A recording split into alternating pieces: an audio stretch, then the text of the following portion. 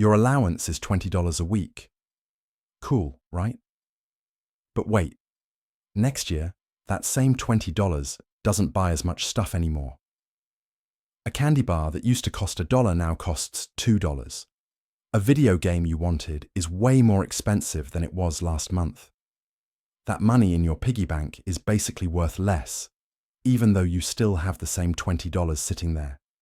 This is inflation, and it's happening right now, and it's kind of weird when you think about it. So, what actually is inflation?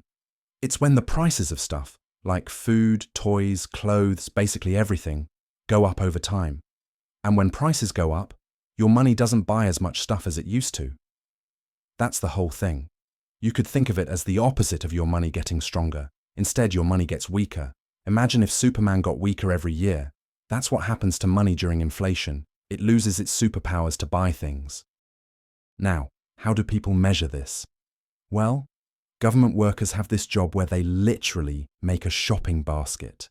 Not a real one with wheels, more like a pretend list of things normal people buy, like milk, bread, gas, clothes, rent, electricity, all that stuff. They track how much this basket costs one year, and then they check again the next year. If the basket cost $100 last year and cost $103 this year, then that's 3% inflation. This list is called the Consumer Price Index, or CPI, and it basically tells us if things are getting more expensive overall. It's like the government's way of keeping score on how much your money is losing value. Why does inflation happen in the first place? There are a few reasons, and they're actually kind of interesting. Sometimes demand pull inflation happens when too many people want to buy the same stuff, but there's not enough of it. Think about a new video game console that just came out. Thousands of kids want it, but the store only has 50 in stock, so the store raises the price, and suddenly it costs more. When this happens across the whole economy, aka when people are buying more stuff than companies can actually make, prices go up everywhere. It's supply and demand doing its thing, except demand is winning way too hard. Then there's cost-push inflation, which is different. This happens when it costs more money to actually make stuff. Maybe workers need more money for their salaries, or the raw materials cost more, or shipping is more expensive because gas prices went up. So companies have to raise their prices to keep making money. It's like if your parents suddenly had to pay way more to keep the house running, so they had to raise your allowance expectations or cut back on other stuff. And here's something wild. People's expectations actually matter too.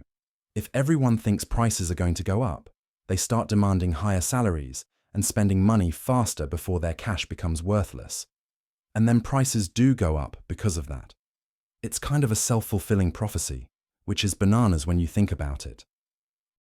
So what does inflation actually mean for you? Well, your allowance stays the same, but you can buy less stuff with it. That's the bad part. If you're saving up for something expensive, inflation means it's going to cost even more by the time you save up enough money. Your parents have to spend more on groceries and electricity and everything else. People who have jobs don't see their salaries go up as fast as prices go up, so everyone feels a little poorer, even though technically they have the same amount of money. But here's the thing, a little bit of inflation is actually okay.